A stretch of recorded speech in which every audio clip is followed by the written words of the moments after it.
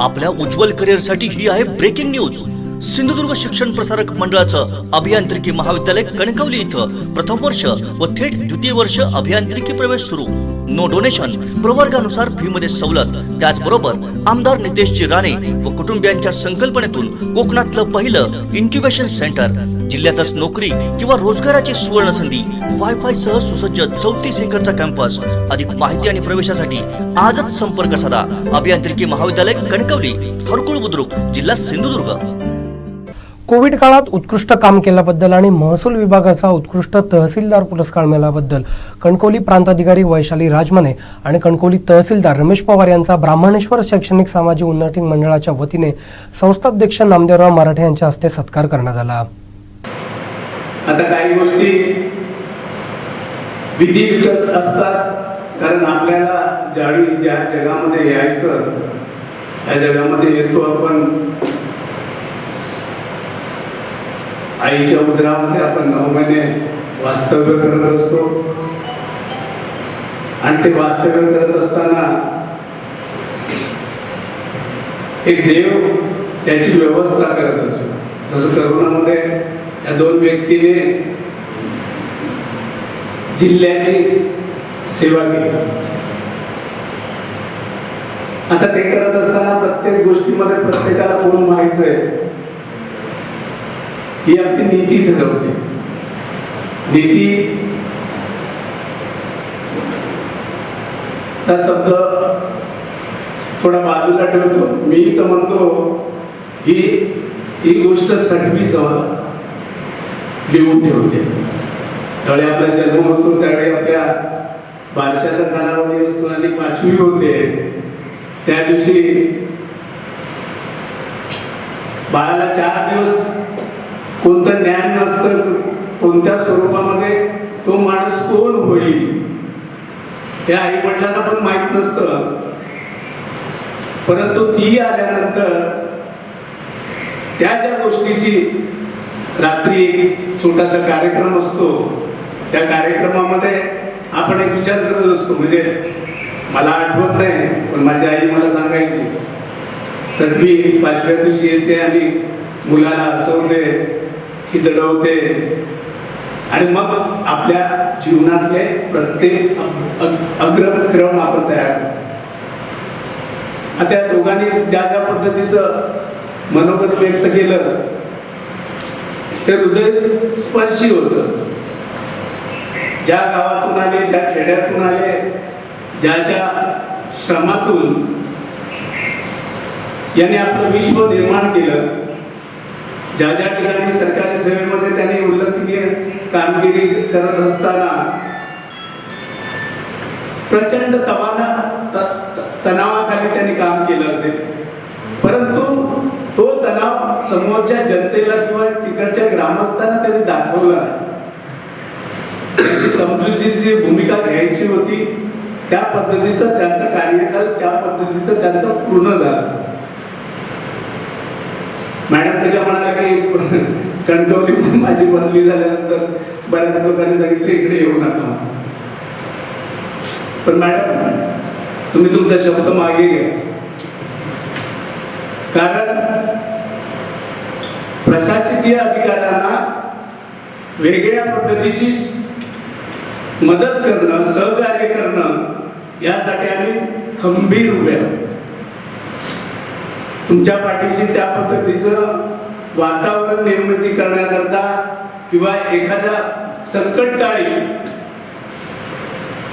निमंत्रण न देता धावून येणारी लोक या जिल्ह्यामध्ये कार्यरत आहेत, परंतु सगळ्यांचीच नाव मी घेत नाही। आणि हे करत असताना आपण प्रत्येक गोष्टीमध्ये चांगल्या प्रकारे काम केलं। कोण कोणाला पुरस्कार देत नाही, तेवढा वेळ कोणाकडे नाहीये। ज्या ज्या ठिकाणी आपण काम केले, ज्या ज्या ठिकाणी असणाऱ्या सुविधा आहेत, आता घ्या ना, पवार साहेबांचे संबंध माझे ज्यावेळी 1990 पासून आतापर्यंत होते, परंतु नायब तहसीलदार झाल्यानंतर त्यांच्या कॅबिन मध्ये केव्हा तरी मी दिसायला नाही तर कोणाला माहित पण नव्हतं की मराठे साहेबांच्या साहेबांचे आणि पवार साहेबांचे संबंध काय आहे? आपण ज्यावेळी कळकळीची विनंती असते, 2005 मध्ये कृष्णा जाधव तहसीलदार होता,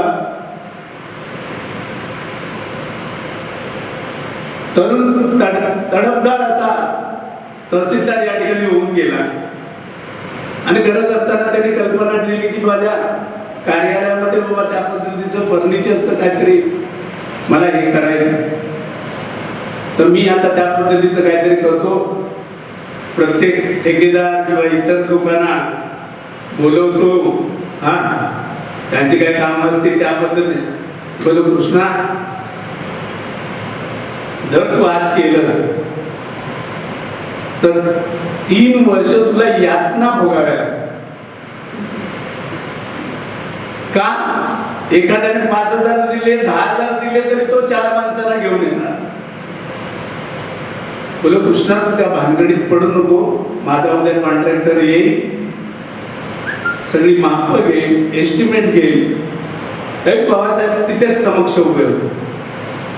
माझी आणि त्यांची ओळख होती, परंतु परिचय एवढा मोठा नव्हता. आम्ही तर 2 महिन्यामध्ये त्या पद्धतीचं केलं. त्यानंतर इतर काही बाबीमध्ये त्यानंतर प्रांत अधिकारी आपले जाधव साहेब होते. जाधव साहेबांकडे एक दिवस अशी चर्चा करताना आम्ही खेळीमेळीच्या वातावरणामध्ये केल्यानंतर मला वाटतं कोणतरी सर्कल यांची मीटिंग तिकडे चालू होती आणि मीटिंग चालू असताना 2-3 ग्रामस्थ म्हणाले आम्हाला आता वेळ नाही, आम्हाला साहेबांना भेटायचंच आहे. 5 दिवस झाले मुंबईवरून आलोय, आज पण 7-12 आम्हाला मिळत नाही. तर जाधव साहेब म्हणाले त्यांना पाठवा आतमध्ये. मी सांगितलं जाधव साहेब त्यांना पाठवा, कुठच्या गावाचे ते आपल्याला बघून द्या. मग त्यांना पाठवलं. गावाचं नाव घेत नाही मी, परंतु बघितल्यानंतर तो म्हणाला की 5 दिवस झाले, आज पण कोतवाल सगळी बुक शोधतोय पण माझा 7-12 काय मिळालेला नाही. मग कल्पना मी तयार केली आणि जाधव साहेबांना म्हटलं प्रत्येक गावाचा नकाशा तयार करा, प्रत्येक गावाचा गाव नकाशा तयार करा. त्या गावातले किती गट नंबर असतील त्याचा नकाशा तलाठी कार्यालयामध्ये लागला पाहिजे. म्हणजे मुंबईचा चाकरमानी आला आणि त्याला जर कळलं की बाबा 176चा आहे, शेजारी राहतो 176, तर माझा 177 असा असू शकतो ना. मग अशा प्रकारे प्रशासकीय कामामध्ये त्या पद्धतीचं आपण थोडीफार मदत केली. शाळांमध्ये सगळ्या सुरुवातीला आम्ही रेस्ट हाऊस घेतला, रेस्ट हाऊस फुल झाला. नंतर दुसरे रेस्ट हाऊस शोधलं, तेही फुल झालं. वसतिगृह घेतलं, तेही फुल झालं. आणि आमच्यासमोर मोठा प्रश्न निर्माण झाला की आता करायचं काय. मॅडम म्हणायचं रावसाहेब बघा, हॉस्टेल वगैरे बघा. मराठी साहेबांचं नाव मला खूप म्हणजे मराठी साहेबांचं संस्था ही मला पहिल्यापासूनच माहीत होतं. पण मग मॅडम बोलले की तुम्ही आपण मराठी साहेबांना विचारून बघूया. मराठी साहेबांच्या अगोदर चर्चा झालेली होती आमची, ते देण्याला होते आम्हाला भेटून. मॅडम आपण जाऊया आणि तिथं आलो. मराठी साहेबांनी एक शब्दाने नाकारला देता खुल्या दिल्याने, खुल्या मनाने जवळजवळ 80 खोल्या म्हणजे 160 लोकांची सोय होईल. इतकी प्रशस्त सेवा मला नाही कुठल्या आपल्या सिंधुदुर्गमध्ये कुठल्याच जिल्ह्यामध्ये कोणत्याच शहरात अशी सोय आपण कोणी करू शकलेली नाही. ती सोय आपल्याला इथं करता आली. आणि नंतर असं झालं की शाळामध्ये लोक गैरसोय व्हायला लागले. आम्हाला मोठ्याच्या मराठी साहेबांच्या घरामध्ये आमची सोय केला तर बरं होईल, परंतु ती सोय केली. एक उदाहरण एका गावाचं द्यायला मॅडम म्हणतात नाही. एक 3-4 महिन्याचं मूल होतं आणि तिचा स्वतःचा बाप नाव सांगत नाही, परंतु घरामध्ये घेण्यास नकार दिला. त्या गावच्या सरपंचाने विचारलं, मला फोन केला आणि सर असं असं आहे, काय करायचं, तुम्ही काही काळजी करू नका, आपल्याकडे मराठी साहेबांचं आहे हॉस्टेल, तिथं गाडी आम्ही पाठवतो, तुम्ही तिथं बसवा. आणि अशी व्यवस्था म्हणजे अशी जी व्यवस्था आम्हाला करता आली ती फक्त आणि फक्त मराठी साहेबांच्या सहकार्यानेच करता आलं. आणि त्यामुळे क्वारंटाईन हा विषयावर जर हे कायम लक्षात राहील मराठी साहेब अशी स्थिती आहे, म्हणजे आम्हाला अनुभवायला मिळाले. त्यानंतर जिल्हाधिकारी मॅडमांचा दौरा झाला. खारेपाटण करूनच मॅडम जात होते. आम्ही रिक्वेस्ट केली, मॅडम खोंड्याचं पण चेकपोस्ट आणि क्वारंटाईन सेंटर आहे ते बघा. आणि इथं येऊन जे बघितल्यानंतर मॅडम त्या खुश झाला की म्हणाले इतकी चांगली व्यवस्था आणि एका संस्थेची हे करू शकतात. त्यांनी आश्चर्य व्यक्त केलं. आणि मला वाटतं त्यानंतर ते माहिती अधिकाऱ्याच्या वेबसाईटला पण माहिती टाकली, ते सगळे महाराष्ट्रात माहिती दिली. आणि हे सगळं मराठी साहेबांच्या सहकार्याने झालं. त्यामुळे मराठी साहेबांचा आभार व्यक्त करावं थोडं कमीच आहे. आणि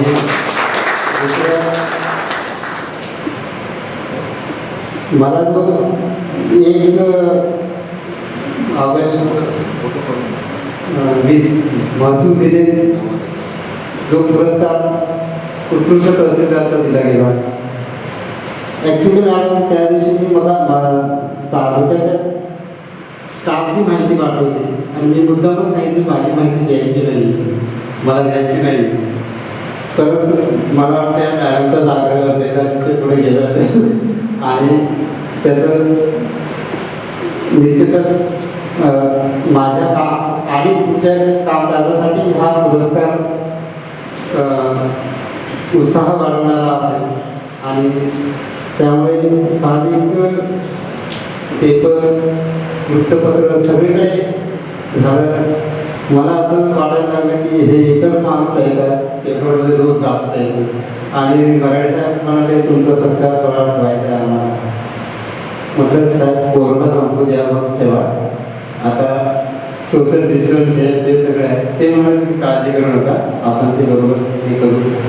तर हा सत्कार सोहळा मराठी साहेबांनी जो ठेवलेला आणि आम्ही स्वीकारलेला आहे हा आम्हाला पुढील काळासाठी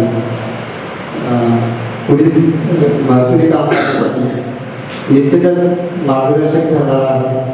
आणि तसं आम्ही काम करण्याचा प्रयत्न असतो. तसं तर या ठिकाणी आपण सर्व मंडळी आमचं यथोचित सत्कार केला. तसंच मराठी साहेबांचा आभार मानतो. आणि इथले प्राध्यापक मंडळी जोशी सर यांचं सातत्याने, त्यांचे वडील माझे चांगले परिचित आहेत, जोशी भाऊ म्हणतो आम्ही. तर इथं तालुक्यामध्ये असं कुठलं गाव नाही की तिथं आपल्याला कोण ओळखत नाही किंवा मी ओळखत नाही. तर अशा याच्यामध्ये मला पुढील वाटचाली कामकाजाच्या वाटचालीसाठी याचा निश्चित आनंदही होईल असं मला वाटतं. कोरोनाच्या या जागतिक महामारीशी लढत आहोत आणि यामध्ये सर्व विभागातील, सर्व समाजाच्या सर्व स्तरातील सगळ्यांचेच हातभार लागलेले आहेत. आणि त्यामुळं प्रशासन प्रमुख म्हणून मी ह्या सगळ्यांच्या वतीनं हा पुरस्कार स्वीकारला आहे असं मी समजते. आणि हा पुरस्कार सगळ्यांचा आहे त्यांनी त्यांनी याच्यासाठी आपला हातभार लावलेला आहे. माझ्या मनोगताच्या आधी मी सर्वप्रथम आपल्या कॉलेजचे सर्वेसर्वा मराठा साहेबांचं खास अभिनंदन करते. कारण मी ज्या समाजातल्या ज्या व्यक्तींचा उल्लेख असं म्हणते त्याच्यामध्ये त्यांचं नाव आमच्या दृष्टीनं अग्रस्थानी आहे. कारण जेव्हा कणकवली तालुक्यामध्ये आपल्याला माहिती आहे की सिंधुदुर्ग जिल्ह्यामध्ये कणकवली तालुक्यामध्ये कोरोनाचं संकट किंवा कोरोनाचे रुग्णांची संख्या ही पहिल्या दिवसापासून वाढत आहे. म्हणजे सुरुवात पण कणकवलीपासून झाली होती. नडगिवेदला पहिला आमचा रुग्ण होता आणि त्याच्यानंतर आजही बघतोय आपण तर ती रुग्णसंख्या ही इतर तालुक्यांच्या मानाने कणकवलीमध्ये जास्त आहे. आणि अशा वेळी प्रशासनाच्या मदतीला अगदी स्वतःहून पुढे आलेले आणि त्यांनी अगदी विना तक्रार किंवा स्वेच्छेनं आम्हाला त्यांची मागची इमारत CCC सेंटरला आपल्या ह्याला दिली, आपल्या क्वारंटाईन सेंटरला दिली. आणि आम्ही लिटरली इथं क्वारंटाईन सेंटर केल्यावर प्रशासनाचा निम्म्यापेक्षा जास्त भार हा कमी झाला. कारण आम्हाला इकडच्या इथल्या केंद्रात फोंड्याच्या क्वारंटाईन सेंटरला लोक पाठवली की काही काळजी नसायची. इथली सगळी व्यवस्था मराठे साहेब आणि त्यांचा जो इथला स्टाफ आहे आणि इथं आमचे नियुक्त जे सर्कल तलाठी होते त्या सगळ्यांनी अगदी अचूक विना तक्रार पार पाडली. इतकी चांगल्या पद्धतीनं पार पाडली की लोकांची मागणी यायला लागली की आम्हाला इकडे इतरत्र कुठे नको फोंड्याला पाठवा. इतकं म्हणजे सेवा करावी तर कशी हे आम्हाला मराठे साहेबांच्याकडून कळालं. आणि समाजात अशी पण चांगली माणसं असतात किंबहुना मी असं म्हणेन की समाज जो तरला आहे तो अशाच व्यक्तींच्यामुळे आहे, अशाच घटकांमुळे आहे की जे निस्वार्थीपणे समाजासाठी काहीतरी देत असतात, आपली सेवा देत असतात आणि तिथं कुठेही प्रसिद्धीची हाव नसते. नाहीतर असे पण आम्हाला अनुभव प्रचंड आलेले आहेत की लोक बोलतात खूप परंतु द्यायची वेळ आली की कोणी पुढे येत नाही. अशा ह्याच्यावर या कोरोनाच्या मध्ये या शिक्षण संकुलानं प्रचंड आम्हाला प्रशासनाला मदत केली आणि नेहमी त्यांचं सहकार्य आहे ते तसंच राहील असं पण मी खरं तर म्हणण्याची पण गरज नाहीये पण तरी ते मी म्हणते की ते तसंच राहावं अशी एक इच्छा व्यक्त करते. आणि मराठे साहेबांच्या ह्याच्यात अर्थातच त्यांचा सगळा स्टाफ जो आहे आता बरेचसे चेहरे आमच्या पण ओळखीचे झालेले आहेत बघून बघून या सगळ्यांचाच सहभाग आहे. त्यांचं पण मनापासून कौतुक आणि प्रशासनाच्या वतीनं आभार. आज खरं तर शिक्षक दिनाच्या कार्यक्रमाला बोलवल्यामुळं माझं आणि शिक्षण संकुलाचं नातं फार जिव्हाळ्याचं आहे. जसं की बायोडाटामध्ये सांगितलं की मी मूळची शिक्षिका आहे. म्हणजे मी जन्मजात म्हटलं तर किंवा बाळपण जे म्हणतात माझं घराणं जसं एखाद्याचं घराणं गायकाचं घराणं असतं तसं माझं घराणं शिक्षकाचं घराणं. माझे वडील, माझे चुलते, माझ्या चुलती एवढंच खरं तर लग्नानंतर माझे मिस्टर हे सगळे आम्ही शिक्षण विभागात काम करणारे किंवा शिक्षणासारख्या याच्यामध्ये आणि रयत शिक्षण संस्थेसारख्या एका महाराष्ट्रातील नावाजलेल्या शिक्षण संस्थेमध्ये काम केलेले आहोत. त्या पठडीमध्ये तयार झालेलो आहोत. आणि रयत शिक्षण संस्थेचं कर्मवीर भाऊराव पाटीलांचं नाव आपण सगळ्यांनी ऐकलं असेल. त्यांनी ज्या उद्देशानं बहुजन समाजासाठी शिक्षण संस्था सुरू केली आणि स्वावलंबी शिक्षण हेच आमचे ड्रीम.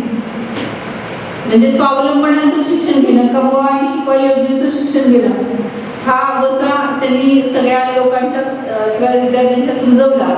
आणि ज्यांना जिथं जिथं शिक्षण पोहोचलं नाही अशा सगळ्या खेडोपाड्यामध्ये शिक्षणाची गंगा पोहोचवली आणि म्हणून ते कर्मवीर झाले. तर अशा या शिक्षण संस्थेचा वारसा आणि अशा घरामध्ये मी माझा जन्म झाला आणि मी माझ्या आवडीच्या क्षेत्रामध्ये मी शिक्षणदानाचं पण कार्य करू शकले. परंतु कसं असतं की आपण घेतो शिक्षण. मी आता मगाशी सांगितलं की मी MSc फिजिक्स आहे पण आज जर मला विचाराल फिजिक्सचं तर मला फक्त त्यातला एकच लॉ माहिती आहे. बाकी सगळं physics BSc physics MSc physics मी माझं स्पेक्ट्रोस्कोपी होतं तर ते सगळं मी आता विसरलेले आहे कारण तो विसरून त्याच्यापासून बाजूला होऊन जवळपास 25-30 वर्ष झालेली आहेत. तेव्हा आता फक्त मला एकच लॉ माहिती Newton's third law. For each and every action there is reaction. प्रत्येक क्रियेला प्रतिक्रिया असते आणि मला वाटतं तीच आयुष्यात उपयोगी पडते आणि प्रशासनात तर ती फार महत्त्वाची आहे. तुम्ही कशी ॲक्शन देता त्याच्यावर रिॲक्शन समोरची ती ठरलेली असते. Take and give. तुम्ही रिस्पेक्ट दिला तर तुम्हाला रिस्पेक्ट मिळेल. तुम्ही प्रेम दिले तर प्रेम मिळतं. तुम्ही जिव्हाळा लावला तर जिव्हाळा मिळतो, तुम्ही द्वेष पसरवला तर तुम्हाला द्वेषच मिळेल. त्यामुळे हेच जीवनाचं तत्वज्ञान आहे जे फिजिक्सनं मला दिले आणि ते मी आयुष्यात लक्षात ठेवून. Every action there is equal and opposite reaction. तेव्हा आपण ठरवायचं आपण काय द्यायचं. या